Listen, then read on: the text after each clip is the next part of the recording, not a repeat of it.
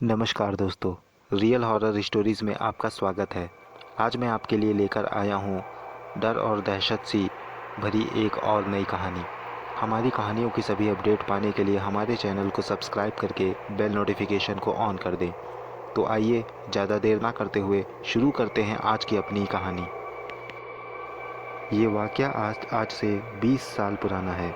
तब मोबाइल और इंटरनेट का ज़्यादा चलन नहीं था। मेरा नाम महेश है और मैं लखनऊ के एक कपड़ा बनाने वाली फैक्ट्री में काम करता था। उन दिनों दिवाली का समय था। दिवाली की छुट्टी लेकर मैं अपने गांव वापस आ रहा था। गांव वापस आने के लिए मैं ट्रेन पर बैठा और जिस ट्रेन से मैं चला था, रास्ते में वो ख़राब हो गई। इंतज़ार करते करते काफ़ी समय बीत गया। आखिरकार वो ट्रेन दोबारा से सही होकर चल पड़ी। ये जो समय बर्बाद हुआ, इसके कारण रात में अपने गांव के स्टेशन तक पहुंचते हुए काफ़ी देर हो गई। लगभग 12 साढ़े 12 बजे मैं स्टेशन पर पहुंचा और मैं एक इंसान था जो उस स्टेशन पर उतरा। बाकी कोई भी प्लेटफॉर्म पर दिखाई नहीं दे रहा था। ट्रेन वहां से चली गई। मैं अकेला ही स्टेशन पर। मैंने इधर उधर देखा, कोई भी रिक्शे वाला या गांव वाला वहां पर दिखाई नहीं दिया। मैंने फैसला किया कि मुझे अकेले ही गांव की तरफ जाना होगा। मेरा गांव स्टेशन से 2 किलोमीटर दूरी पर था। मैं खेतों के रास्ते होते हुए गांव जाने लगा, क्योंकि रात भर स्टेशन पर रुक के करता भी तो क्या। मैं खेतों के किनारे किनारे अपने गांव की ओर चला जा रहा था। मैंने कभी रात का सफ़र तय नहीं किया था। ये पहली बार था जब इतनी रात में मैं अपने गांव की ओर जा रहा था। मेरे दिल में थोड़ा सा तो खौफ था। खौफ इस चीज़ का कि रात में अक्सर लोगों के साथ लूटपाट हो जाया करती थी। मेरे साथ भी कहीं ऐसा कोई वाक़या ना हो जाए। इसी डर से मैं तेज़ कदमों के साथ आगे बढ़ रहा था। मैं चुपचाप आगे बढ़ ही रहा था कि तभी मुझे ऐसा लगा कि कोई नंगे पैर मेरा पीछा कर रहा है। मैंने पलट कर देखा तो वहाँ कोई नहीं था। मैंने अपनी रफ़्तार तेज़ कर दी और तेज़ तेज़ चलने लगा। थोड़ी देर के बाद मुझे थड की आवाज़ आई, जैसे कि कोई नंगे पैर ज़मीन पर कूद रहा हो। मैंने फिर पलट कर देखा, वहाँ कोई नहीं था, लेकिन आवाज़ लगातार ऐसी आ रही थी जैसे कि कोई मेरे पीछे चल रहा हो। मैं अपने कदम तेज़ी से आगे बढ़ाने लगा। मैं बार बार पलट कर देख रहा था, लेकिन वहाँ पर कोई नहीं था। मैं जल्दी अपने घर पहुँचना चाहता था। मैं जैसे जैसे अपने कदम तेज़ बढ़ाता, वैसे वैसे मेरे पीछे होने वाली आवाज़ें भी तेज़ हो जाती। मैं मन ही मन राम का नाम लिए चला जा रहा था और जल्दी से जल्दी गांव पहुंचना चाहता था। थोड़ी देर के बाद मेरी नज़र सामने वाले एक पेड़ पर पड़ी। ऐसा लगा कि जैसे वहाँ पर कोई बैठा हुआ हो। मैं जैसे जैसे उसके नज़दीक पहुँच रहा था, ऐसा लग रहा था कि वो इंसान लंबा होता चला जा रहा है। मुझे उसका चेहरा साफ दिखाई नहीं दे रहा था, लेकिन उसकी आंखें ऐसे चमक रही थीं जैसे कि कोई जुगनू। मेरे बदन पर खौफ लरज़ रहा था। मुझे कुछ समझ ना आ रहा था, लेकिन रास्ता भी तो वहीं से जा रहा था।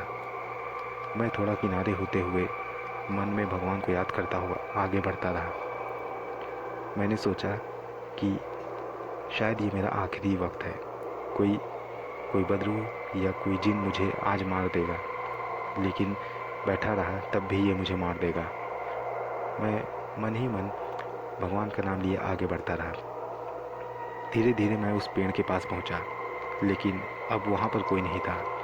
मेरी धड़कनें तेज़ होती चली गई। मैं तेज़ तेज़ कदम बढ़ाता हुआ आगे बढ़ने लगा। मुझे ऐसा लगा कि बगल वाली नहर में कोई तैर रहा है। मैंने देखा वहाँ कोई था नहीं, लेकिन जैसे ही नज़र वहाँ से हटाता, आवाज़ काफ़ी तेज़ आने लगती, जैसे कि कोई पानी में हलचल कर रहा हो। मैंने धीरे धीरे भागना शुरू किया। मैं भागता रहा तो कभी कभी ऐसा लगता कि कई लोग मेरा पीछा कर रहे हैं। भागते भागते मेरी नज़र सामने के रास्ते पर पड़ी तो मैं ठिठक कर रह गया। सामने एक लंबी चौड़ी औरत, जिसके बाल ज़मीन तक बिखरे हुए थे, वो खड़ी थी। उसके लंबे लंबे हाथ और उस पे लगे हुए नाखून मैं साफ देख पा रहा था। उसका चेहरा काफ़ी भयानक लग रहा था। मुझे लगा कि आज ये मुझे मार कर ही दम लेगी। मुझे कुछ समझ ना आ रहा था। अब मैं पीछे भी नहीं भाग सकता था और जाने का रास्ता भी सामने से ही था। मैं करता भी तो क्या करता। मैं खेतों पे फांदता हुआ दाहिनी ओर बढ़ने लगा। अब वो मेरे पीछे पीछे तेज कदमों के साथ आने लगी। मैं उसे अपने पीछे आता देख भागने की कोशिश करने लगा, लेकिन खौफ के मारे मेरे पैर अब ज़्यादा हरकत न कर पा रहे थे। मुझे कुछ समझ नहीं आ रहा था। जैसे जैसे वो मेरे पास आते जाए, ऐसा लगे कि मेरे बदन पे लकवा मारता चला जा रहा है।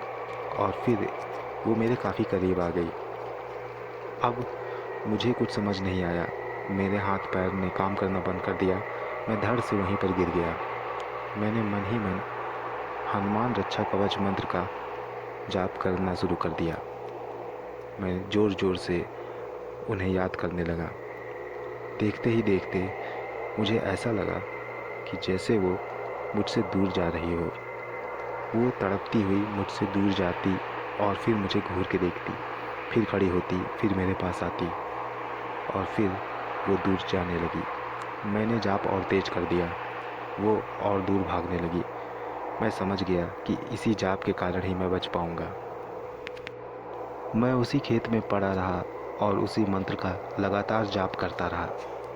जाप करते करते मेरे दिल से खौफ जाता रहा। मैं वहीं बैठा रहा। धीरे धीरे न जाने कितना समय बीत गया। मैंने चारों ओर फिजाओं में देखा तो रोशनी ने अपने पैर पसार लिए थे। सुबह होने को आई थी। पूरी रात कैसे कटी मुझे नहीं पता चला।